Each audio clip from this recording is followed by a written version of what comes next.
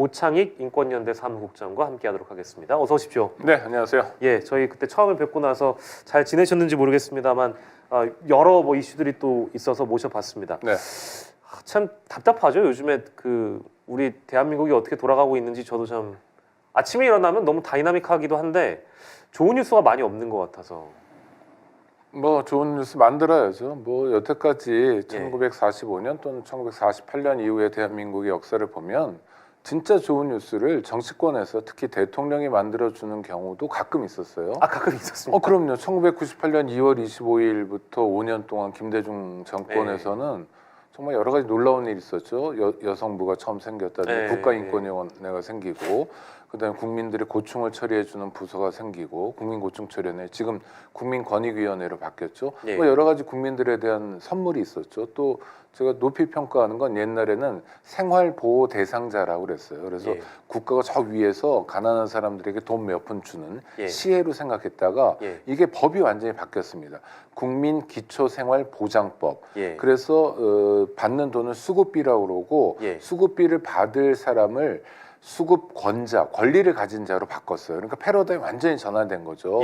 헌법에 보면 여러 가지 이유로 형편이 어려운 국민이 있을 수 있잖아요. 뭐 나이가 많거나 질병이 있거나 장애 또는 기타 사유로 어려운 사람들은 국가가 그 사람을 돕도록 되어 있어요. 이거는 국가가 시혜를 베푸는 게 아니라 당연한 기본적인 권리다라고 패러다임을 바꿨죠. 하여튼 98년 김대중 정권 때는 그런 일이 있었지만 주로 생각해 보면 4.19다, 6월 행정이다, 뭐 서울의 봄이다 하면 다 국민들이 기쁜 소식을 만들었던 거여서 뭐 지금 윤석열 대통령이 들려주는 뉴스는 그러려니 하고 봅니다. 그래야 이제 마음 공부도 되고요. 또 스트레스도 덜 받고요. 마음 공부라고 하시니까 마치 돛 닦는 분처럼 말씀하시는 것 같아서. 사람들에게 되게 중요한 게 스트레스를 너무 많이 받아서 뭐 앵커 말씀하신 대로 정말 뉴스 보기 싫다는 사람들 많거든요. 그래서 맞아요. 꺼버린다. 특히 KBS 9시 뉴스 보고 있자니 저는 못 보겠더라고요. 북한하고 내일 모레 전쟁할 것 같은 얘기만 계속 반복적으로 하고 있는데 또 뭐 반중 혐오 정서를 만들어내고 뭐 대통령만이 열심히 살고 있고 뭐 이런 희한한 뉴스를 하잖아요. 물론 KBS 9시 뉴스는 안 보더라도 다른 언론들은 꼼꼼하게 시민들이 모니터를 해야 세상이 어떻게 돌아가는지 알고 곧 있을 4월 총선에서도 제대로 된 심판도 가능할 겁니다.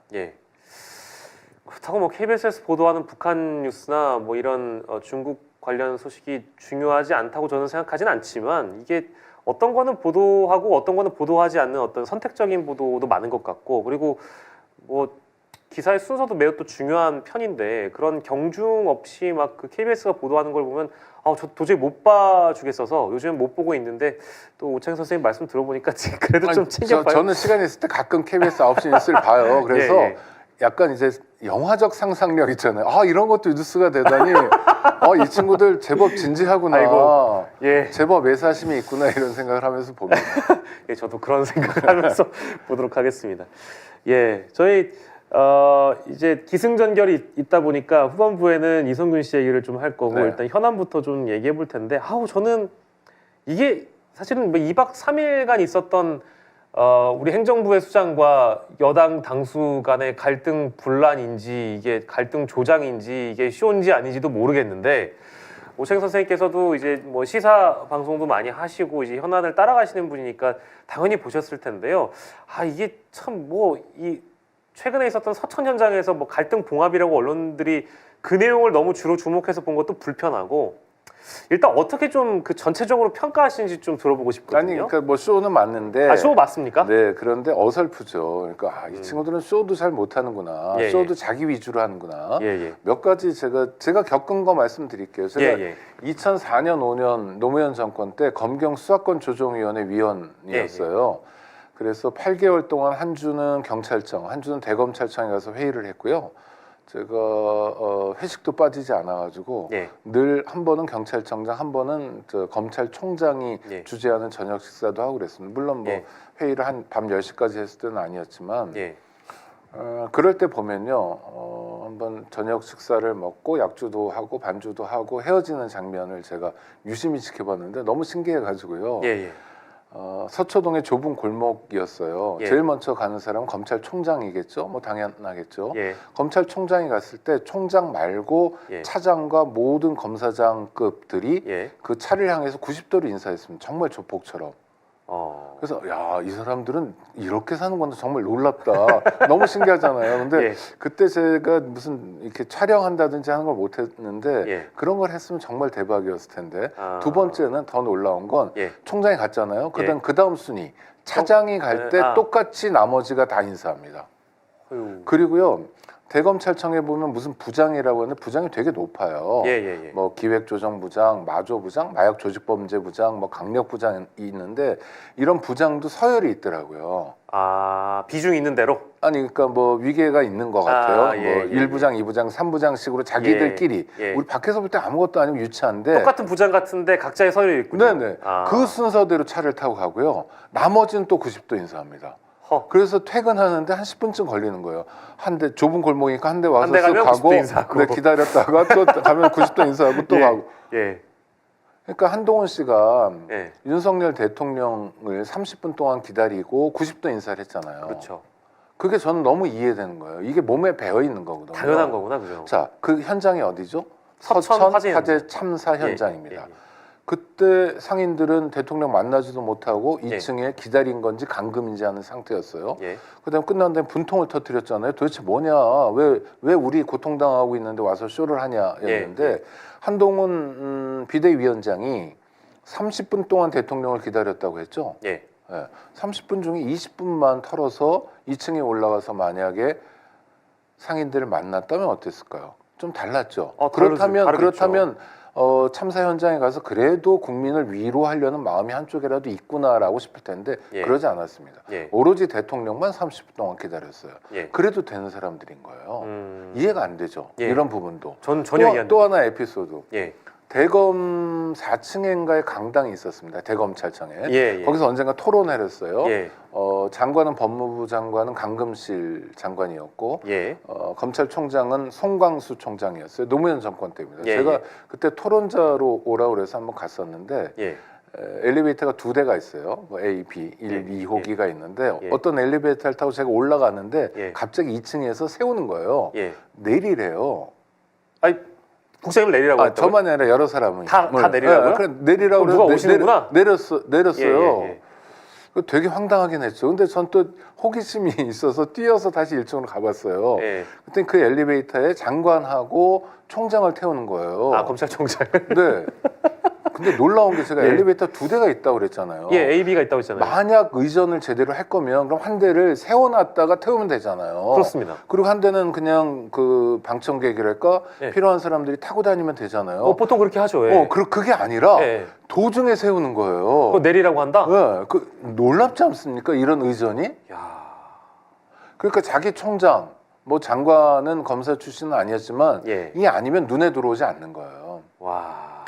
한동훈 비대위원장이 정치인입니다. 여당의 대표예요. 예. 그렇죠? 예. 그다음에 80일도 안 남은 총선에서 국민들에게 선택을 해달라고 요청하고 인사드리는 중이에요. 예. 저 근데 그 화재 현장에 예. 국민들이 많았어요. 예. 특히 어떤 국민이냐면 생계터전을 하룻밤 사이에 잃어버린 정말 예. 끔찍한 일을 당한 국민들이었어요. 예. 여당 대표의 위로가 가장 절실한 사람들이었죠. 예. 그런데 외면하잖아요. 예. 그리고 자기의 주군, 주군이란 표현이 얼마나 웃깁니까? 왕조시대에나 쓰는 표현. 주군인 대통령을 눈을 맞으면 30분을 기다릴 수 있는 거죠. 이게 DNA처럼 몸에 밴 사람들이에요. 아니 저는 이해 안 되시죠? 저는 보고도 제가 예. 제가 또 약간 심보도 고약해서 토론할 때 그 얘기 했어요. 예. 10분 동안 예. 이런 조직이 어떻게 국민의 인권을 챙겨주냐고. 아니 근데 20년 전 얘기를 비유하셔가지고 네네. 사례로 따와서 지금의 현 상황과 비교를 해주셨는데 이 얘기를 듣고 나니까 너무 잘 이해가 뭐 그런 유사한 사람 되게 많습니다. 예. 네. 근데 또 저는 하나의 또 다른 그 장면을 언급하고 싶은 게 저는 대통령은 공직자이고 네. 물론 그 사람들이 이제 검찰 조직 내에서 공직자였지만 상명하복의 어떤 법칙에 따라서 움직였다고 하더라도 지금은 한 사람은 대통령, 한 사람은 여당 대표인데 공사를 구분할 줄 아는 자세가 되어 있다면 카메라가 앞에 수백 수십 대가 있을 텐데 대통령이 30분 동안 기다렸던 한동훈 비대위원장을 보자마자 그래 왔니라고 했나? 그래라고 한 다음에 그래 하고 어깨치고 어깨치고 그래. 네. 그 다음에 지나가는 말로 여기가 그 오다 보니까 장동혁이 지었구드만. 정말 이렇게 그냥 이렇게 얘기를 자연스럽게 하더라고요. 네, 네. 근데 장동혁이라는 사람은 또 심지어 여당의 사무총장이잖아요. 네, 국회의원이고요. 네. 아니 그 대통령이 그래도 이렇게 말을 기자들이 다 있는데 장동혁이 그리고 비대위원장한테 왔어요도 아니고 왔니라고 하는 거 보면서 야, 저 사람들은 아직까지 윤 대통령은 이 사람들이 다 그냥 자기 아래 꼬부로 보이는구나. 이거를 확 다가오니까 야, 이거 공사국은 진짜 못하겠다. 아니 뭐 화재 현장만이 아니라 미국 가서 바이든 대통령 만나고 내려오면서도 날리면 바이든 뭐 이 논란을 일으킨 분인데요. 도대체 누구한테 하는 반말입니까? 그거는 또 이래요. 제가 이제 회의 중에 검사들하고도 뭐 대화를 많이 했죠. 근데 정말 거짓말처럼 회의에 참여하는 모든 검사들이 저한테 와서 하는 얘기가 대한민국에서 가장 깨끗한 조직이 검찰이래요.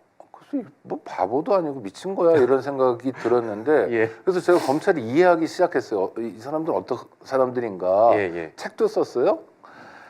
검찰공화국 대한민국이라는 책을. 근데 이런 겁니다. 이를테면 교육계를 봐요. 교육계에서 가장 부패한 사람, 뭐 사립 학교에서 정말 엉망진창을 했던 악당 같은 분이 검찰청에 갑니다. 그렇죠? 그러니까 교육계 전반을 그 사람으로 여기는 거예요. 종교계에서 가장 질 떨어지고 가장 나쁜 악질 범죄자를 만나는 거죠. 정치인 중에 굉장히 나쁜 사람. 그러니까 나쁜 사람들만 골라 만나니까 일반화 오류가 생기는 거예요. 아니 저는 이게 적극적으로 이해한다면. 그러니까 자기 나쁜 거 정도야. 아니 뭐 100 얼마나치 룸사롱에서 먹은 거 가지고 약간 뭐 반올림 좀 하고 한 명은 중간에 갔으니까 빼가지고 99만 원 세트 만든 거야. 아니 뭐 별거 아닌 건데 그거 처벌할 것도 아니고 뭐 이런 생각들이 굉장히 있는 거죠. 그러니까 정말 악질 범죄자보다는 자기는 좀 덜 하거든요. 뭐 돈 먹은 것도 많지 않고 돈은 뭐 지금 안 먹을 거고 개업한 다음에 먹을 거고 뭐 선배 편의 정도 봐주고 이렇게 생각해보면 나쁜 것 같은데 뭐 압수수색 영장도 좀 하고 뭐 이런 정도로 생각하는 것 같아요. 그러니까 생각보다 굉장히 상식적이지 않은 사람들입니다.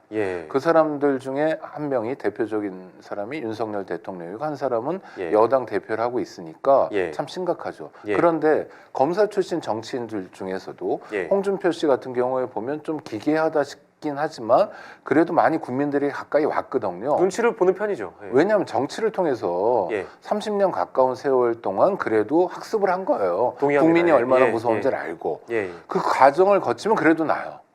검사들이 저 하늘 높은 곳에서 막 사람들이 얕잡아 보는 그런 버전의 활동만 하다가 누구든지 검찰청에 불러오면 허리를 굽신거리고 머리를 조아리거든요. 그러니까 지가 대단한 거로 알아요.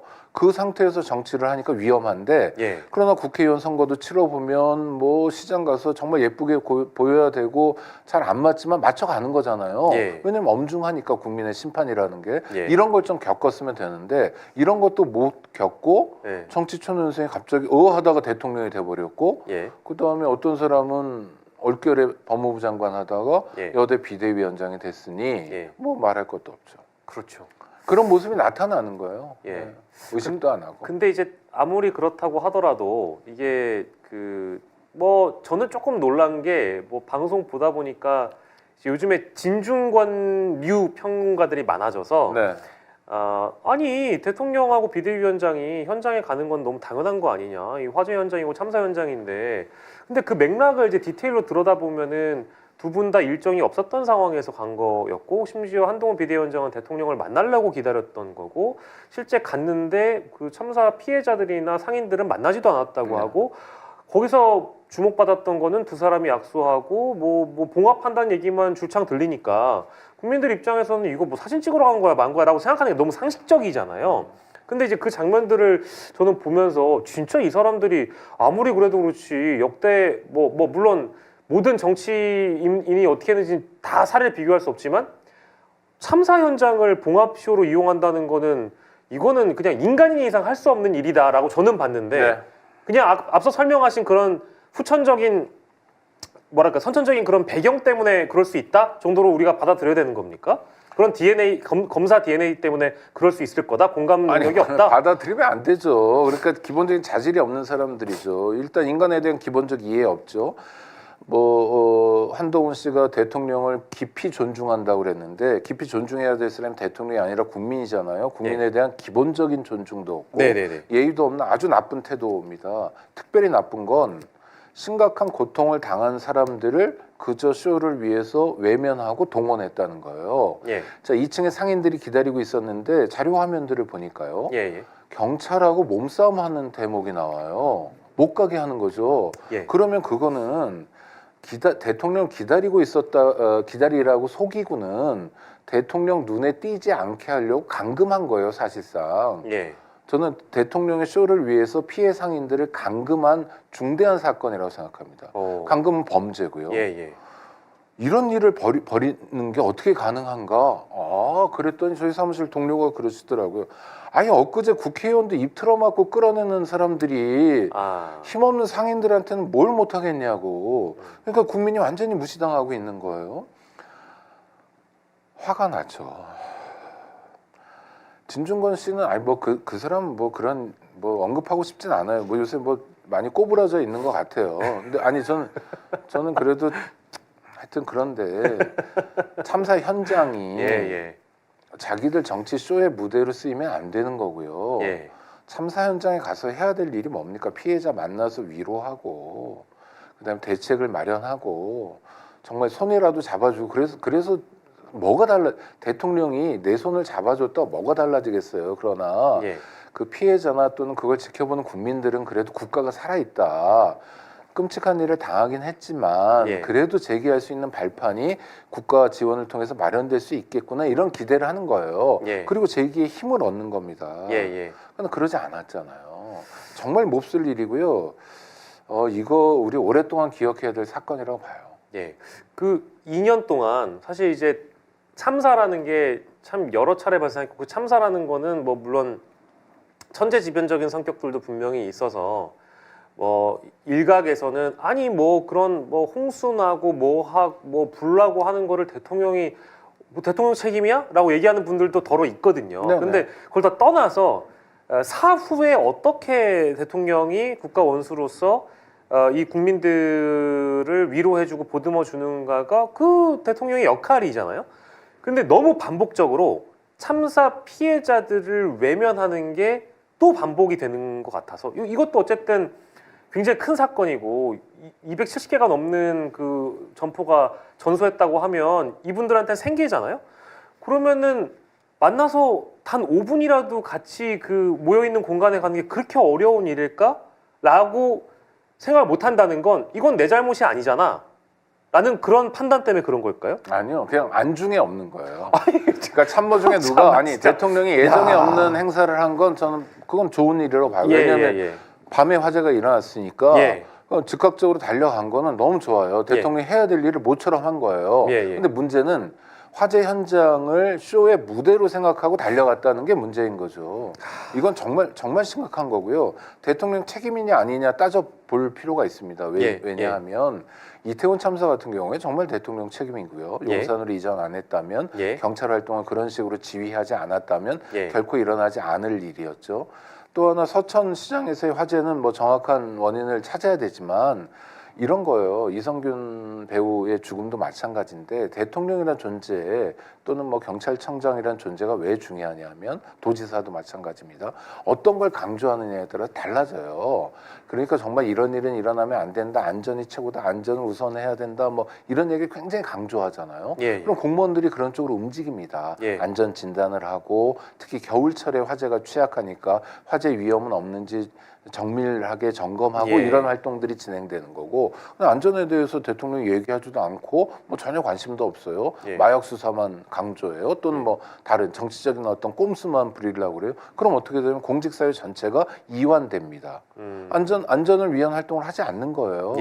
대한민국 헌법 전문에 우리가 대한민국이라는 나라를 왜 만들었냐면 우리들과 우리들 후손에 안전, 자유, 행복이라고 세 단어를 씁니다. 추상적이지만 맨 앞에 안전을 놓은 이유가 안전이 담보돼야 우리가 살 수 있잖아요. 예. 자유롭게 사는 것도 행복하게 사는 것도 예. 안전하지 못하면 예. 생명의 위협을 받으면 예. 우리 재산이 안전하지 못하다면 정말 끔찍한 일 아닙니까? 그러니까 헌법에서도 헌법을 처음 쓴 우리 건국의 아버지 같은 분들이 안전을 맨 앞에 놓은 이유가 예. 그거거든요. 예. 국가 적용은 제일 먼저 야경 국가가 그거 아닙니까? 안전이라도 지켜라. 예. 그 다음에 자유와 행복으로 나가는 거다라는 예. 건데 안전과 행복에 대한 얘기는 하지 않고 자유에 대한 얘기만 하는데 그것도 이념적으로 편향된 자유만 얘기하거든요. 예. 뭐 방공시대 이상한 1950년대 북진 통일 외칠 때 자유만 얘기하고 있어요. 예. 그러니까 공직사회 전반이 이완됐고 그 이완된 게 이를테면 뭐 전산망이 먹통이에요. 원인을 모르겠어요. 언제 고칠지도 몰라요. 예. 이것만이 아니라 저것도 먹통이에요. 이것도 먹통이에요. 국가적으로 먹통이에요. 이런 일들이 자주 일어나잖아요. 예. 반복적으로. 이건 국가 조직 전체가 이완돼서 일어나는 일입니다. 예. 그러니까 이것만이 아니라 앞으로 더 많은 일들이 벌어질 것 같아서 예. 전 불안해요. 그러니까 뭐 참사가 발생했던 저희가 뭐 일일이 다 언급은 안 하겠지만 윤석열 정부 출범 이후에 발생했던 이 참사라고 부를 만한 사건들이 발생할 때마다 그 광경이나 대처하는 모습을 보고 또 이런 일이 발생할 것 같다, 또 반복될 것 같다라고 아마 국장님께서도 예상하셨는데 그게 지금 계속 이어지고 있는 거네요. 그렇죠? 이태원 참사로 멈춰야 되는데 오송 참사가 일어났어요. 맞아요, 그때 맞아요. 대한민국 경찰이 어떤 짓을 했냐면 신고가 막 들어오는 거예요. 그러니까 다급하게 예. 출동해야죠. 예. 안 했어요. 예. 처음에 거짓말했죠. 뭐 이쪽 터널이 하나 저쪽에 있었다. 예. 뭐 어쩌고 그랬다가 예. 나중에 어떻게 하냐면 내부 전산망을 조작합니다. 예. 자기가 출동했다고 예. 거짓말을 해요. 예. 예. 그런데 지금 단 한 명도 처벌받고 있지 않아요. 맞습니다. 예.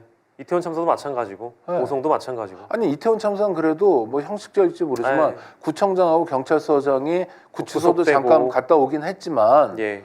지금 뭐 오송 참사는 전혀 아니거든요. 그러니까 네. 서울이 아니어서 뭐 159명까지는 안 죽어서인지 모르지만 뭐 이런 일이 계속 반복되고 있는 거죠.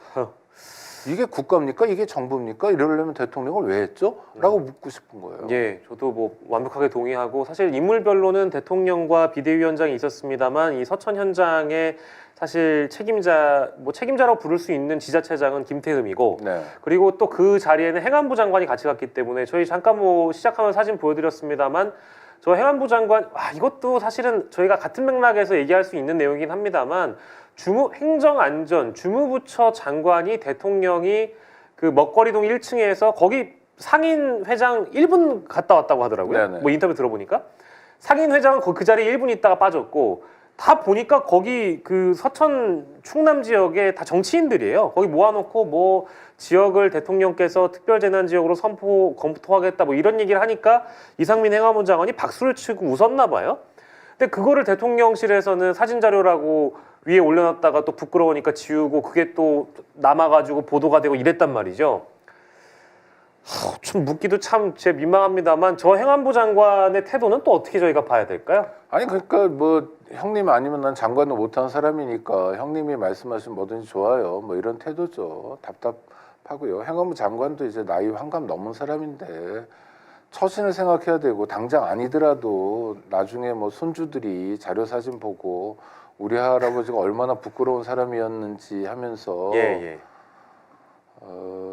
얘기할 수 있어요. 그러니까 좀 진짜 조심해야 됩니다. 그런데 또 하나는 윤석열 한동훈의 사진을 연출하기 위해서 경호원들이 두 사람 사이에 아무도 못 가게 막았거든요. 장관도 못 가게 했고 도지사도 못 가게 막았어요. 그 손짓하는 것도 카메라에 다 나와요.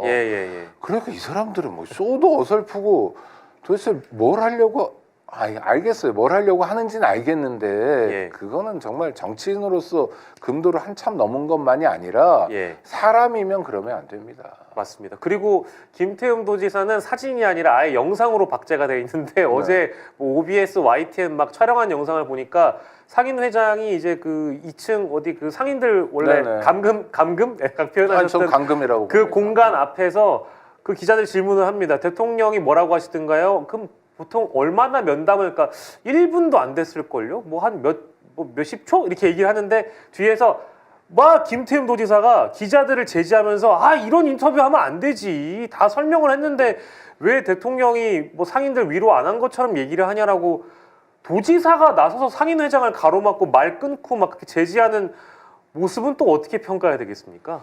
국민의힘이 어떤 질서를 가진 정당인지 말로는 자유를 얘기하지만 대통령 눈치만 보고 다 같이 바보가 돼버린.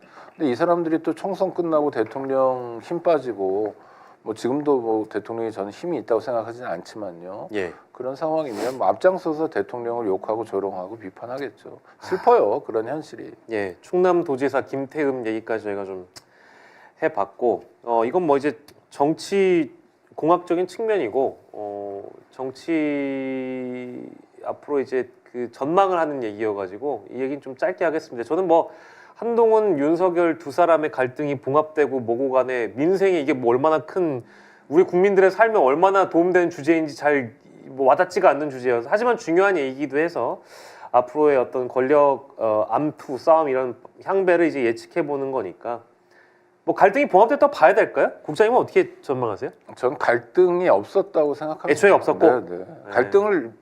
갈등을 빚을 수가 없어요. 예. 아니 90도 인사를 하고 그래라고 얘기하는데 예. 어떻게 갈등이 있어요? 예. 그러니까 한동훈이 가지고 있는 힘의 원천 예. 윤석열 대통령이잖아요. 예.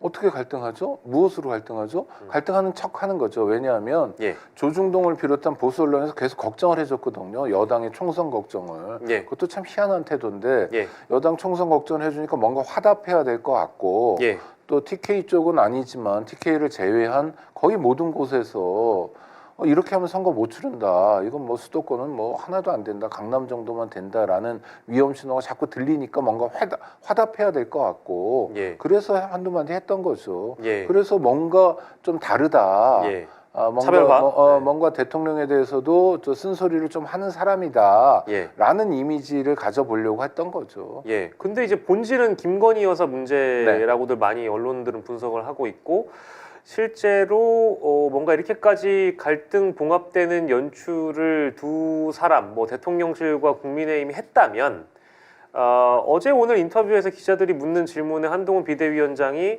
대통령의 노력을 좀 과히 평가해 준다면 이 김건희 여사 문제에 대해서 확답을 해줘야 되는데 저는 입장이 바뀐 게 없다 라는 식으로 한 거에 대해서 대통령실 관계자도 아니 우리가 이렇게까지 했는데 여당이 나서줘야지 뭐 하냐라는 이제 또 하나의 갈등이 막 촉발될 것 같은 그림이 보이더라고요.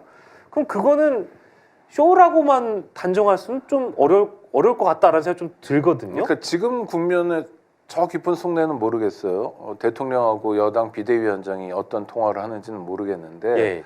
지금 국면에서 드러난 건 대통령 부인 김건희 씨가 국정 운영에서 굉장히 중요한 역할을 하고 있다. 예. 이게 윤석열 정권이 아니라 얼핏 보니 김건희 정권 같다. 윤석열, 김건희 연립 정권 같은 생각도 든다라는 것만 확실하게 확인됐고요. 예. 나머지는 사실은 좀 의아합니다. 왜 의아하냐면 기존 문법하고 너무 달라요. 예, 맞습니다. 그리고 말씀드린 것처럼 쇼를 하는데 쇼도 어설퍼요. 예. 이게 무슨 자해 공갈을 하는 건가 싶을 정도로 되게 이상해요. 누가 그래서, 이득 본지 모르겠습니다. 네, 그래서요. 예.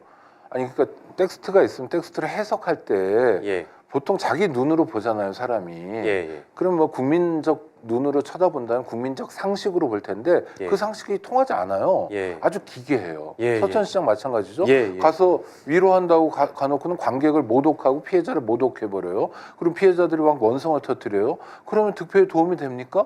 서천에 서천 지역에 나오는 국회의원, 국민의힘 국회의원 아까 장모라는 사람은 예. 표 많이 벌어갔을까요? 대통령이 자기 지역구에 왔는데 예. 표 떨어졌을 거 아니에요. 예. 그리고 지역 상인들은 그래도 지역에서 영향력이 있기 때문에 예. 그걸 본 서천 사람들이 정말 못 쓰겠네라고 생각할 거거든요. 예. 도대체 그런 일을 왜 하지? 바보가 아닌 다음에 예. 바본가? 모르겠어요. 아니 정말 모르겠어요. 해석이 잘 안 되는 사람들이에요. 예. 그래서 우리의 일반적 시각 또는 국민적 상식을 가지고 윤석열 정권을 보면 예. 실패하지 않나라는 게 사실은 지금까지 제가 얻은 결론입니다. 예. 잘 안 보여요 이분들은. 예. 네. 근데 뭐 그 권력은 가족끼리도 못 나눈다고 하니까 뭐 검사 선후배 사이에 이게 과연 나눠질 권력일지 모르겠지만 이번 상황으로 뭐 여당 일각에 있는 뭐 이제 뭐 의원총회 비공개로 하면서 나왔던 얘기를 저도 이제 취재해보고 종합을 해보니까 의원들 사이에서도 이거 뭐 하려고 이렇게까지 하는 거야라는 얘기가 나왔고, 심지어 범친윤으로 부르는 사람도 그런 얘기를 했다고 하고요. 두 번째로는 이렇게 되면은 뭐 윤 대통령만 너무 손해 보는 장사여서 이제 당 내부에서 줄을 서게 되면 다 한동훈한테 서지 윤 대통령한테 서겠어? 라는 표현까지 나왔다는 얘기가 있더라고요. 그런 거 보면은 앞으로의 공천 국면에서 한동훈 위원장을 따르는 사람들이 더 많아지지 윤 대통령을 바라보는 사람이 많아질까? 즉 이게 더 나아가서 레임덕까지 갈 것 같다는 거예요. 그런 분석은 어떻게 혹시 보세요? 레임덕은 이제 총선 끝나면 바로 올 겁니다. 또 총선 그렇게 전망하시고요? 그럼요. 총선 예. 과정에서 여러 가지 시한폭탄이 기다리고 있을 거예요. 대통령이 말이 많은 분이에요. 뭐 술도 많이 드시지만 여태까지 많은 사람하고 한 얘기 중에 좀 질 나쁜 사람들이거나 또는 대통령에게 관심이 많은 사람들의 경우에 많은 녹음도 해놨을 거예요. 아직 기대하는 게 아니라 실제로. 또 많은 증언들도 있고 대통령 부인도 말씀이 많은 분이더라고요 보니까. 그러니까 그분도 뭐 여러 가지 이야기들이 있을 거예요. 그런 게 총선 때는 이게 메가 이벤트이기 때문에 많이 나오거든요. 대선 때 나오는 것처럼 녹취 파일도 나오고 막 그래요. 그런 것들이 나오게 되면 이게 대통령에게 치명적인 거잖아요. 그럼 총선 때 어떻게 해야 돼요? 후보들은 자기가 살아야 되잖아요. 그러니까 장동혁 의원 입장에서 보면 뭐 그분 지역구에서 그런 일이 벌어졌으니까 가장 중요한 게 뭡니까? 대통령이 안정적으로 국정 운영을 하는 겁니까? 아니면 한동훈 비대위원장이 정치적으로 성공해서 다음 대통령이 되는 겁니까? 전혀 아니거든요. 자기가 그 지역구에서 또 국회의원이 되는 게 제일 목표예요. 대부분의 국회의원들이 그래요. 아닌 척하는 것뿐이죠. 그러니까 국회의원들이 요동을 칠 거예요. 뭐 그러면서 저는 총선 전부터 또 총선 이후에는 본격적으로 레임덕은 진행될 거다.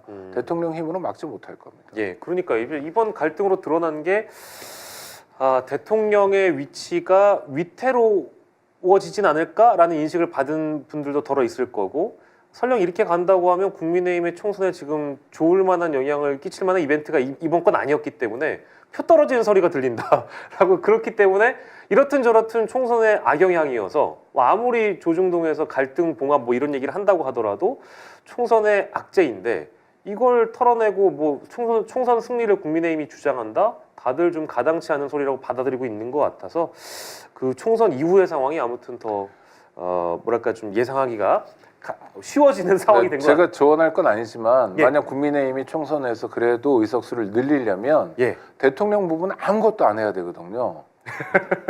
정말요. 2달 반 동안 아무것도 안 하고 언론에도 안 나오면 의석수를 좀 늘리거나 유지하는 데 도움이 되고 나오는 순간부터 간표 요인이 되는 거예요. 제가 어느 지역구라고 말씀 못 드리는데 저랑도 알고 있는 경합 지역의 국민의힘 어떤 예비 후보가 이런 얘기를 사석에서 하시더라고요. 솔직한 얘기로 자기는 대통령하고 자신의 지역구에 있는 지자체이 이제 거의 지자체가 국민의힘 지자체장인데 정말 아무것도 안 했으면 좋겠습니다. 아무것도 안 했으면 좋겠으니까 그냥 언론에 안 나왔으면 좋겠대요. 왜냐하면 자기도 대통령 지지율이 높아야 뭘 같이 사진을 걸지. 한동훈으로 장사를 하고 싶어도 지금 이 혼란스러운 형국에서 뭘 해야 될지 모르겠다는 거예요. 그게 국민의힘 예비 후보들, 특히 경합지 이런 쪽의 심정이라고 합니다. 그 정도만 전달해 드리고요. 김건희 여사 명품백 얘기는 저희가 앞에서 좀 하긴 했는데 대통령이 뭐 KBS랑 대담해가지고 입장을 어느 정도 좀 리크할 거라는 보도까지는 나왔거든요. 김건희 여사 명품백 문제는 대통령실에서 어떻게 대처를 앞으로 할까요? 지금 이 시점 이후에. 그러니까 대통령실이건 뭐 어디건 간에 모든 정부 부처는 감사 기능이 있어요. 그러니까 일단 자체적으로 진상조사를 해야 됩니다. 그래서 진상조사의 결과를 국민들에게 알려드리고 그 과정에서 대통령이든 부인이든 잘못한 게 있으면 사과해야 되고요. 그 과정에서 위법부당한 일이 있으면 수사를 받아야 됩니다. 대한민국 국민은 모두 다 법 앞에 평등합니다. 대통령 부인이라고 그래서 별종이 아니에요.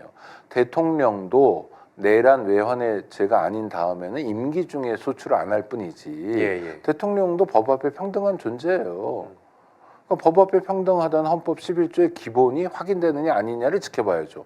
말로는 대통령이 헌법과 법률을 이야기하지만 실제로는 거기서 다 비껴나가면서 뭐 왕조시대에 특권이 있는 것처럼 왕처럼 군다면 이건 정말 대통령의 자격이 없는 거죠. 네. 저는 그래서 사과 문제는 아닌 것 같고 예. 그냥 절차대로 가야 된다. 진상 규명하고 그다음에 범죄의 의혹이 있으면 당연히 수사 대상이 돼야 되고 수사 결과도 지켜봐야 되고. 당위성은 당연히 저도 뭐 네. 100% 동의합니다만 그 현실적으로는 어떻게 해야만 한다라기보다는 어떻게 할 것 같다라고 보면 현실적으로 대통령은 그 대담에서 얘기를 나온다. 지금 많이 했잖아요. 함정 수사, 함정 취재였고 뭐 정치 공작 뭐 이런 거였고 그다음 총선을 앞두고 여당에 타격 주려고 그런 거고 국민들께 그런 모습을 보여드려서 유감스럽다. 예. 우리가 피해자가 됐지만 뭐 이 네. 정도 얘기하겠죠. 지금까지의 패턴으로 본다면. 국장님 그러면 다 지우고요. 네. 인권연대 국장님이시니까 이제 그 여당 쪽에서 거론했던 여사의 인권 그리고 피해자에 대한 언급이 나온 거 보면은 이거는 어쨌든 함정 뭐 취재 다 떠나서 함정이고 공작이고 몰카 촬영을 당한 인권을 유린당한 피해자라고 언급을 하고 있거든요. 인권적 측면에서 보시기엔 인권연대 국장님이시니까 다 차치하고 실제 피해자라고 봐야 되겠습니까? 네, 피해자인 측면이 있어요. 네, 그러나 또 하나의 측면은 구중궁궐 안에서 굉장히 중요한 국가작용을 하는 사람이기도 한 거예요. 권력자이다. 겹쳐 있죠. 그러니까 예. 개인 김건희라는 사람이 예. 대통령 부인도 아니고 뭐 대통령 관저에 살지도 않고 예. 인사에 개입하거나 대통령에 영향을 미칠 수 있는 것도 전혀 없는 사람에게 누군가 그런 식으로 접근했다면 저는 인권 문제가 굉장히 부각돼야 된다고 생각합니다. 예. 그러나 대통령 부인은 공인은 아닌데도 공인보다 훨씬 더 중요한 공인보다 더 공인 같은 자리에 있는 사람이거든요. 예. 영향을 미치니까요. 미치는 예, 걸 예, 우리가 예. 확인하고 있으니까. 예. 그러니까 그 사람을 상대로 취재할 수 있는 방법이 없으니 저는 그런 방법도 쓸 수 있다고 봐요. 예. 좋은 방법은 아니나 예. 정상적인 방법, 흔히 얘기하는 뭐 이런 방법을 통해서 취재가 안 되잖아요. 그러면 이를테면 대통령 부인도 기자회견에 출석해서 기자들이 궁금한 거 물어보면 답변도 하고 이러면 예. 국민의 알 권리가 충족될 수 있잖아요. 예. 그러나 대한민국 대통령도 기자회견을 안 해요. 어떤 독재자도 예. 연두 기자회견이라고 그래서 새해가 되면 기자들 앞에 섰습니다. 예. 그리고 자기가 싫은 질문도 받았어요. 왜? 국민의 목소리니까. 그렇죠. 그러나 그것도 전혀 안 하고 있잖아요. 그럼 어떻게 해야 되죠? 그러면 대통령도 대통령 부인도 인권이 있으니까 저 구중궁궐에서 무엇을 하든 그것 때문에 국민의 삶이 어떻게 파괴되든 간에 그냥 냅둬야 된다. 라고 말할 수밖에 없는 거죠. 예, 맞습니다. 인권이 있는 건 당연하죠. 사실이죠. 그러나 대통령 부인 김건희 씨의 인권은 일반 개인의 인권과는 달리 다뤄져야 된다라는 게 답입니다. 인권연대 유명하다고 해서가 아니에요. 예.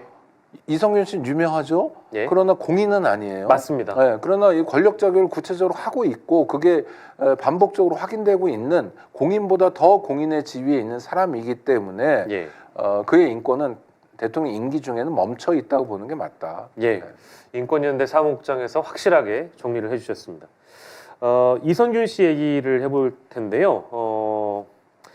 우리 국가기관의 태도, 마땅히 가져야 될 태도나 자세는 이미 그 범주를, 우리 상식적인 범주를 벗어났다고 이미 많은 매체를 통해서 평가를 해주신 것 같기도 하고요. 다만 정리하는 차원에서 저희가 좀 되짚어봐야 될 부분들을 좀 되짚어 볼 텐데 그래도 총평을 해주신다면 경찰, 뭐 검찰도 나아가서는 이 사건을 대한 국가의 태도, 고위 공직자들의 태도까지 다 포함해서 전반적으로 어떤 총평을 좀 주시겠습니까? 뭐 야만 사회다 한국은. 예.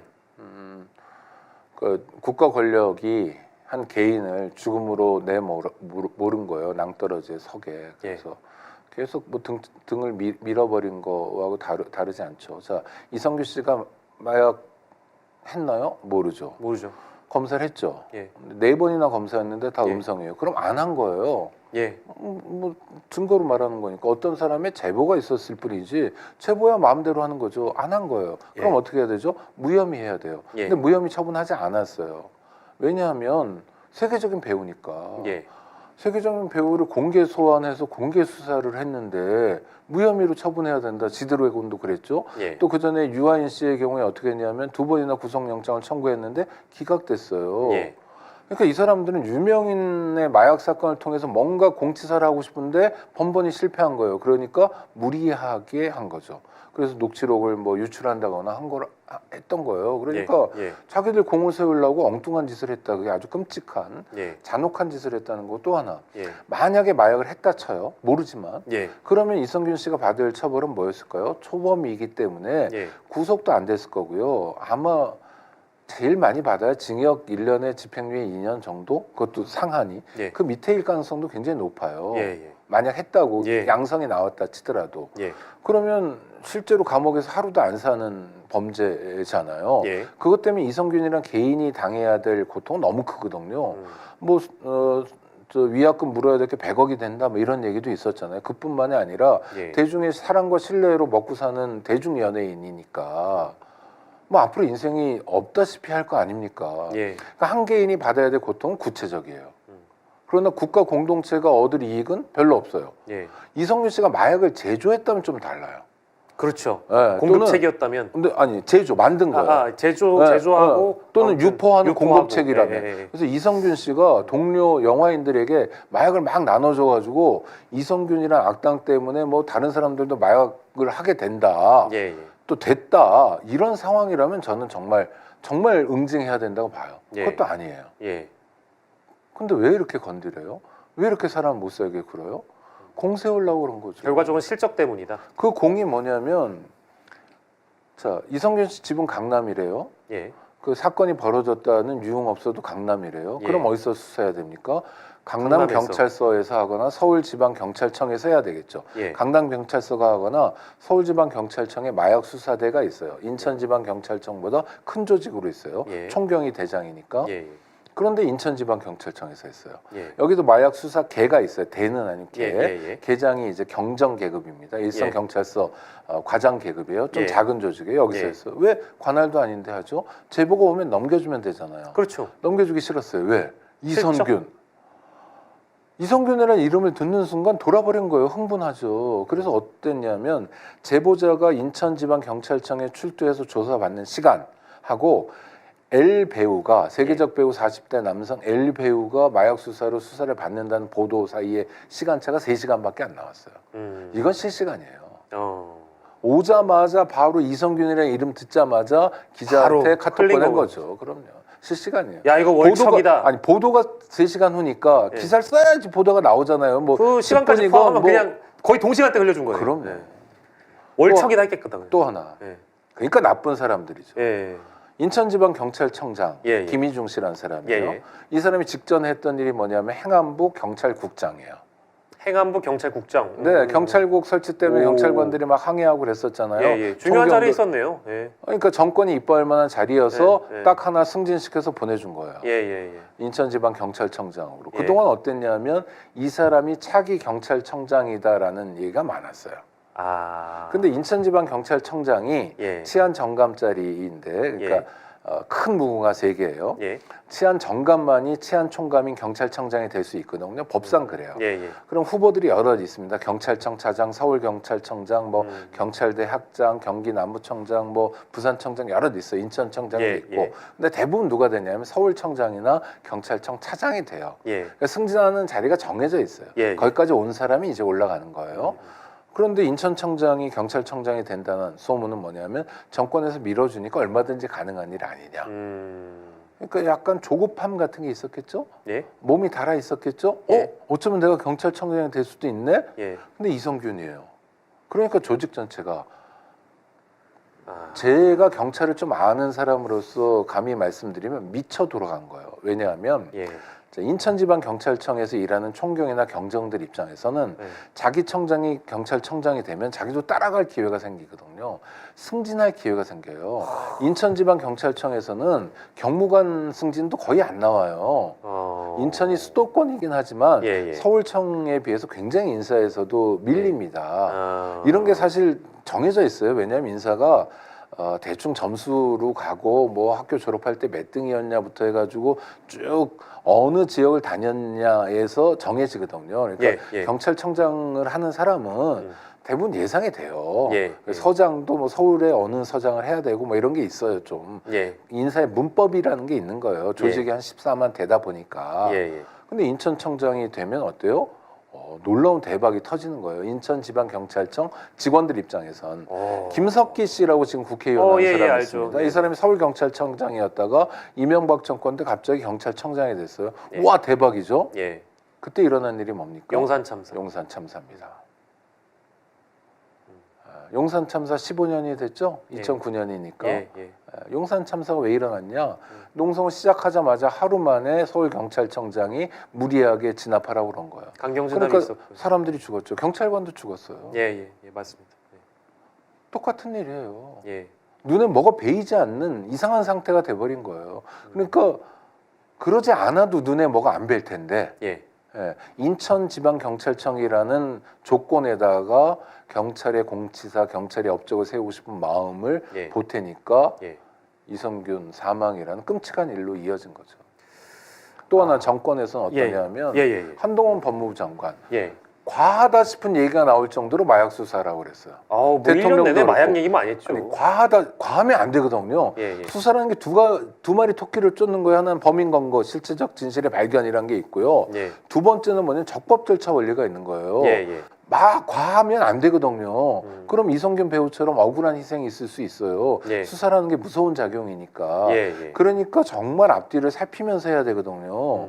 적법 절차 원리가 헌법 원리예요. 헌법 절차를 준수하면서 수사를 해야 돼요. 근데 두 마리 토끼를 어떻게 다 잡습니까? 그러니까 국가가 권한도 주고 월급도 주고 수사를 하고 예산도 책정해 주고 그러는 거예요. 어려운 활동을 하는 거예요. 수사라는 게 원래. 그런데 한쪽으로만 달리라 그런 거예요. 특진을 어느 정도 시켜주냐면 그 팀 전체를 특진을 시켜주겠다. 경찰 계급은 하나 올라가는 게 너무 어려워요. 불가능합니다. 평생 하나 못 올라가는 사람들 되게 많아요. 그래서 근속승진이라는 걸 만들어서 순경되면 그 위에 경장을 시켜줄게 뭐 이런 식으로 조금은 하지만 정말 경감부터 경정, 총경, 경무관 가는 거는 하늘의 별 따기 같은 일이에요. 그런데 마약 수사만 잘하면 이성균 배우만 잘 털어대면 내가 승진을 할 수 있다고? 그러면 뭐 눈에 뵈는 게 없죠. 그러면 해당 조직 자체가 약간 조직 전체가 그랬고 마약팀이 다 그랬고 눈에 뵈는 게 나쁘게 없어요. 얘기하면 좀 미쳐 있었을 가능성이 매우 높겠네요. 미쳐 있었어요. 우리가 뭐 예를 들면 뭐 아까 지역적으로 승진을 할 수 있는 한계 이런 것들도 인천이기 때문에 작용할 수 있는 그런 한계도 말씀 주셨기 때문에 인천에 있는 그 수사 담당자들 입장에선 진짜 야 이것만 잘하면 내가 신세 고친다는 표현보다는 진짜 이게 한번 승진을 제대로 해볼 수 있는 기회가 될 수 있다. 팔자가 바뀌는 거예요. 야, 참 그래서 그런 배경을 또 알고 나니까 이선균 씨의 수사 과정 중에 왜 비공개 조사를 요청했는데도 그걸 들어주지 않고 계속 공개 조사를 고집했는지 경찰 입장에서. 경찰의 답이 이거잖아요. 변호인한테 지하로 들어오면 민망할 텐데 이거 협박하는 거예요. 그러니까 지하로 도둑놈처럼 들어오는 걸 기자들한테 공개해서 한번 언론에 나가 볼래? 라고 협박하는 거예요. 그럼 차라리 현관으로 나가는 게 낫겠다라고 변호인도 그렇고 본인도 판단할 거 아닙니까? 지하로 들어오라고 들어와 비공개를 해줄게 원칙이니까 규정에 있으니까 그런 규정이 다 마련되어 있어요. 안전장치가 이게 정말 윤석열 정권에서 완전히 허물어져 버린 거예요. 말도 안 되게 피의자 인권을 어떻게 지켜야 되는지가 매뉴얼로 꼼꼼하게 돼 있습니다. 또 한국만 아니라 여러 나라가 다 그 어떤 헌법의 원칙에 따라서 수사를 할 거 아니에요. 그러니까 축적된 게 되게 많아요. 그런 거 교육기관에서 반복적으로 가르치고요. 매뉴얼도 매년 업그레이드하고 있습니다. 이게 단박에 그냥 아무 일도 없었던 것처럼 돼버린 거예요. 그러니까요. 그래서 세계적인 배우가 뭐 어떤 분들은 나이 아저씨인가요? 그 드라마 2번 봤다, 5번 봤다, 10번 봤다 이런 분들이 저희 사무실에도 계시더라고요. 이런 분들은 정말 저도 그렇지만 정말 충격을 받고 정말 속상하고 정말 믿을 수 없고 우울하고 그리고 그 가족은 뭐예요? 그러니까요. 이성균 씨 애가 둘이 있다며요. 그 애들은 뭐예요? 어떻게 그런 씻을 수 없는 상처를 줘요? 지가 뭐라고? 경찰이 대수예요? 그러니까요. 국민을 위해 존재하는 공무원이 국민의 종이잖아요. 공복이 어디다 대고 정말 분노할 사태예요. 저는 그 인천 경찰청장의 기자회견을 봤는데 뭐 당연히 그 이윽고 나서 윤희근 경찰청장이 국회에 나와서 했던 답변도 있고요. 뭐 여러모로 다 두루두루 봤는데 뭐 그분들 입장에선 당연히 당당하지 않을 수 없는 상황이었겠지만 그렇다고 하더라도 이 수사 과정이나 이런 것들이 너무 저는 이제 반상식적으로 다가왔는데 이 책임자들이 하는 얘기를 들어보니까 오히려 뻔뻔할 정도로 당당하더라고요. 네. 저는 그 대목을 보고 정말 참을 수가 없었는데 뭐 기자회견도 보셨겠고 하는 대답도 뭐 예를 들면 기자들이 마지막 조사가 19시간 동안 있었고 이제 그거를 인천경찰청장은 뭐 변호인도 대동했고 그 당시 이성균 씨가 다 동의하에 진행된 건데 그게 뭐 잘못됐다는 식이었어요. 그건 어떻게 좀 보셨는지? 아니 동의할 수밖에 없는 상황을 만들어 놓은 거죠. 예. 너무 쉬워요 그건. 앵커가 저한테 조사받고 있어요. 근데 뭐 몇 시간 더 걸리네. 뭐 설렁탕 하나 드시고 동의하시죠? 아니면 다음에 한 번 더 오시든지. 다음에 한 번 더 오시든지 아니면 몇 시간 더 하든지 어떻게 해요? 몇 시간 더 하는 게 낫죠. 얼마나 더 해야 될까요? 뭐 한두 시간? 뭐 그렇게 아니 그러니까 당연히 다음에 더 온다면 다음에 또 포토라인에 서야 되고 네. 이성균 배우 같은 사람은 경찰에 출석할 때 그게 생중계로 나가는 사람이고요. 그 전에 예고 기사까지 나와요. 맞아요. 며칠 날 출석한다 이런 기사가 뭐 도배하듯이 나옵니다. 그럼 그걸 또 겪어야 되잖아요. 예. 그 다음에 애가 만약 중학생이다 하면 애가 그걸 안 볼 수가 없잖아요. 보겠죠. 그럼 동의해야죠. 더 해야죠. 이런 마음이 드는 거예요. 그러니까 그게 동의입니까? 동의를 강요한 거죠. 그걸 뻔히 알잖아요. 뻔히 알면서 그런 얘기하는 거예요. 사람이려면 예. 공직자라면 어떻게 되냐면 어떤 일이었든지 간에 저희 이 회사와 관련된 일 때문에 예. 그 배우가 돌아가신 것에 대해서 정말 유감스럽게 생각한다. 그래서 국민들이 걱정하는 바도 알고 예. 또 유족에게 위로도 드리고 정말 죄송하다. 우리가 잘못한 거를 한번 챙겨보겠다. 예? 이래야죠. 우리가 살펴야 될 것을 먼저 살펴보겠다. 예. 윤희건 경찰청장은 기자들한테 뭐라고 그랬습니까? 예? 비공개로 했으면 뭐 가만히 있었겠어요? 그리고 웃어요. 하하 이러면서. 그거 저도 봤습니다. 맨 처음에 한 얘기가 뭐예요? 저도 개인적으로 이성균 배우 좋아해요. 팬이다. 만약 좋아한다면 죽은 사람을 앞에 두고 그런 말 할 수 없죠. 그렇죠. 좋아한다면 좋아하는 마음에서라도 예. 정말 안타까운 버전이 보여야 되잖아요. 예. 근데 하하 그래요. 하하. 예. 나쁜 사람이에요. 윤희근 경찰청장이 사실 이번만 뭐 예를 들어서 논란이 됐던 건 아닌 것 같고요. 이번 정부 들어서 아무튼 윤 청장 경질에 대한 어떤 요구도 있었던 걸로 뭐 다수 있었습니다만 아무튼 이게 좀 또 그 똑같은 사람이 똑같이 반복적으로 일어나는 이제 이런 사건들에 대해서 분노를 금치 못하는 분들이 많으실 것 같고. 저는 경찰청장을 꽤 봤거든요. 예. 그러니까 뭐 20 몇 년 동안 예, 예. 뭐 밥 먹고 이런 사람도 많아요. 예예. 근데 윤희근 씨는 독특해요. 독특한 건 뭐냐면 정말 자질 없는 사람 윤석열 정권에서 끌어올리니까 예.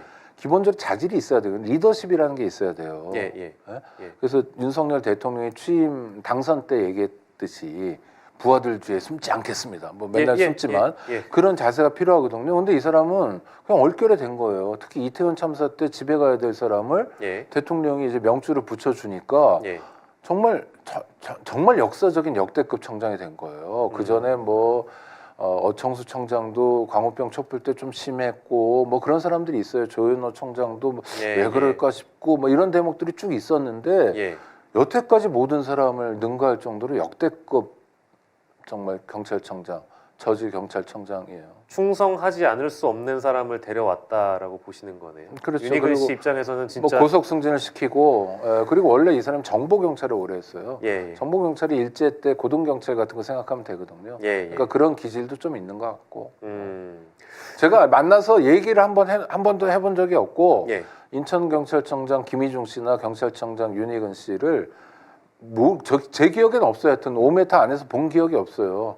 그 얘기는 뭐냐면 보통 경찰청 가서 회의할 때 만난 사람들은 이렇게 승진 코스랄까 뭐 이런 사람들이거든요. 그러니까 지방청장도 그렇고 그렇게 오는데 윤희근 씨는 그런 문법에서 자유로운 사람이에요. 그러니까 정권에서 그냥 발탁해서 올린 사람이에요. 그러니까 이상하죠.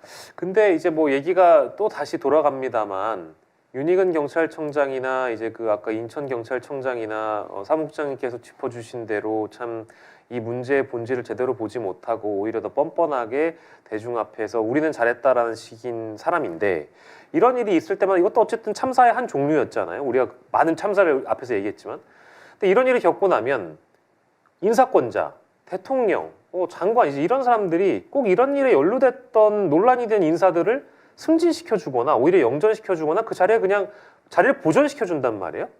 그러면 그것도 대통령 문제이고 아니, 그럼요. 인사권자 문제인 네, 거잖아요. 그럼요. 지적을 안 할 수가 없는 네, 때문이잖아요. 그럼요. 그 검찰에서 흔히 쓰는 수법이에요. 뭐 삼국지, 초안지 뭐 이런 거 읽고 나서 그 감동에서 벗어나지 못해서 예. 아니 그런 사람들을 더 중용하면 나한테 더 충성할 거다 이런 유치한 수준에서 맴도는 거예요. 국가적 불행입니다. 이번에도 이선균 씨 문제에 대해서 실제 수사관들이나 이런 사람들은 책임에서 자유롭겠죠? 그럴 어떻게 것 예상하세요? 같아요. 예. 제가 경향신문에도 그런 칼럼 썼는데 칼럼 제목이 이선균과 이재명 너무 다른 경찰 수사예요. 예. 이재명 대표가 테러 당했을 때 예. 얼마나 수사를 신중에 거듭합니까? 예. 테러범이 자기 입장문을 썼는데도 경찰이 꽁꽁 숨겨주고, 예? 그 다음에 뭐 코미디죠, 진짜. 그 사람의 당적 이런 거 알려주면 안 돼. 다 아는데 국민의힘이라는 거 아는데 예. 뭐 이러면서 정말 노심초사하잖아요. 예. 이성균 배우에 대해서 그런 노심초사했나요? 그러면 이재명 대표를 테러한 그 사람은 살인 미수인데 의도적으로 접근한 거고, 예. 그래서 적어도 징역 10년 이상 나오는 악질 중범죄자예요. 예. 이성균 배우는 아까 말씀드린 것처럼 잘해야 집행유예 정도, 징역 1년, 뭐 8개월의 집행유예 이 정도예요. 그럼 어떻습니까? 국가적으로 어떤 게 더 중요한 범죄예요? 그런데 이성균 배우는 마구잡이로 굴려버리고 예. 내몰고. 이재명 대표 테러범은 정말 아끼는 듯이 예. 예? 뭐 이렇게 하잖아요. 예. 수사도 빠르게 매듭지어 버렸고요. 네. 네. 그다음 청소도 해요. 예. 그거 진짜 경찰이. 놀랍게 보셨을 네. 것 같아요. 아니 제가 뭐 경찰개혁위원회, 경찰혁신위원회, 경찰청 인권위원회, 검경수사권 조정위원회 예. 이런 거하고 경찰관 교육도 정말 많이 했거든요. 예. 제가 만났던 경찰이 이런 거였나 해서 자괴감이 들어요. 정말 괴로워요. 진짜 놀라셨겠죠. 검찰의 나쁜 면들을 많이 따라 배우고 있어요. 빠른 속도로. 경찰이 예. 이번 아주 경찰이 심각해요. 특히 네네, 아주 심각해요. 영향을 안 받을래 안 받을 수 없겠다는 생각은 들었지만 진짜 그 수사 현장 범죄 현장을 물 청소하는 거 보고 저는 진짜 깜짝 놀랐습니다. 처음 보는 광경. 아주 빨리 신속하게 예. 전광석화처럼. 그리고 그게 잘 보도도 안 됐어요. 심지어 그 네. 문제를 많이 삼지도 않아서 뭐 그 장면 대대적으로 보도해 준 게 이제 뭐 뉴스공장이나 뭐 이런 데였는데 야 진짜 이걸 아무도 문제를 안 삼아서 야 이게 말이 되는 일인가? 저는 보고 또 봤어요. 저는 정부나 여당이 누가 예. 되든 예. 이놈이 되든 저놈이 되든 대동소이하다라는 국민적 판단에 동의해요. 예. 대동소이할 거예요. 대한민국 예, 예. 뭐 단박에 망하진 않을 거예요. 예. 그러나 소위 작은 차이가 그런 걸 낳는 거예요. 예. 작은 차이가 정치 테러 예. 또는 뭐 이성균 배우의 죽음 이런 게 작은 차이에서 온 겁니다. 예. 그러니까 이 자칫하면 이 작은 차이가 큰 차이가 되고요. 예. 작은 차이가 국민의 발목을 잡고 예. 국민의 삶을 질곡으로 내몰 수 있거든요. 예. 그렇기 때문에 우리가 민감하게 반응해야 되고 또 예의주시해야 되는 거예요. 예. 참. 뭐 피의 사실을 뭐 공표하거나 뭐 수사기관 자료 유출하거나 인권 침해 요소가 있는 일들이 계속 반복적으로 일어나고 있어서 이런 일은 또 반복될 거다. 뭐 참사니까 참사도 반복될 거고 이런 과정들이 또 반복될 거다라고 앞서서 말씀 주셨는데 결론적으로 이런 문제가 더 발생하지 않기 위한 노력이랄까요? 어떤 대책이 있다고 보시는지 마지막으로 말씀해 주시죠. 저희가 이성균 배우 돌아가시고 나서 일주일도 안 돼서 1월 2일 날 국회에서 토론회래요. 정말 빨리 했는데 왜냐면 분통 터져서 예. 지금 피의사실 공표죄라고 있어요. 공표는 공개적으로 표명하는 거예요. 예. 경찰이나 검찰이 기자회견에서 공개적으로 표명하면 범죄가 된다는 거예요. 예. 근데 공개적으로 표명 안 하지 않고 슬쩍 흘려요. 예. 그다음 백브리핑이라고 그래서 뭐 뒤에 가서 뭐 슬쩍 얘기해주고 그래요. 예. 유출이죠. 유출이. 그러니까 유출도 처벌하자 우리는 앞으로 예. 법을 바꾸자. 예. 공표만 안 하면 다 되는 거예요. 예. 그러니까 피의사실 공표죄로 처벌 사례가 없는 게 경찰의 범죄를 경찰이 수사해서도 되지만 검찰의 범죄를 검찰이 수사해서 이기도 하지만 공표라는 행위에 발목 잡혀 있는 거죠. 공표 아니라 유출도 처벌하자 하면 예. 처벌 사례가 한두 개가 나오기 시작하면 이제 이런 장난치는 건 막을 수 있는 거고요. 예. 또 하나 바람직한 건 전 정말 대단하다고 생각하는데 윤종신 가수라든지 예. 봉준호 예. 감독이라든지 뭐 이런 사람들이 기자회견을 했잖아요. 그때 어떤 뭐 이상한 정말 극단적인 유튜브에서 뭐 좌파 연예인 집합 뭐 이러기도 예, 했대는데 피해가 있을 거 아닙니까? 아무래도 예. 가만히 있는 것보단 못할 거 아니에요. 그런데도 용기 있게 나섰잖아요. 굉장히 많은 영화인들이 예. 그러면 제2, 제3의 이성균을 막는데 도움이 됩니다. 그리고 저희가 민주당 인권위원회와 함께 지금 법률안을 다듬고 있거든요. 예. 그야말로 이성균 방지법입니다. 다시는 이성균 배우 같은 사람이 이 땅에서 생기면 안 된다. 예, 예. 우리가 사랑하는 배우가, 우리가 사랑하는 어떤 가수가 얼마 전에도요. 이거 경찰이 얼마나 나쁘냐면 아주 유명한 여배우가 있어요. 예. 그분이 아드님하고 함께 고소를 당했다는 거예요. 사기로. 예. 그게 뉴스에 계속 나와요. 예. 그럼 그 여배우의 이미지는 막 친근하고 뭐 잘 퍼주고 이런 분인데 예. 고소는 누구나 할 수 있잖아요. 그렇죠. 마찬가지로 고소를 당하는 건 누구나 할 수 있어요. 근데 왜 언론에 보도하게 하죠? 경찰이? 그래서 왜 그분의 이미지에 타격을 주죠? 그분은 대중의 사랑으로 평생 살았던 분인데 나이도 예. 많은 분인데 예. 왜 그러죠? 이런 것에 대해서 국가가 답해야 돼요. 대중의 호기심을 충족시키라고 그 자리에 앉아 있는 게 아니에요. 옳고 그름을 가리라는 거예요. 국민을 위해 일하라는 거예요. 자신 없으면 예. 그만두면 돼요. 예. 대통령이든 경찰청장이든 인천지방경찰청장이든. 예.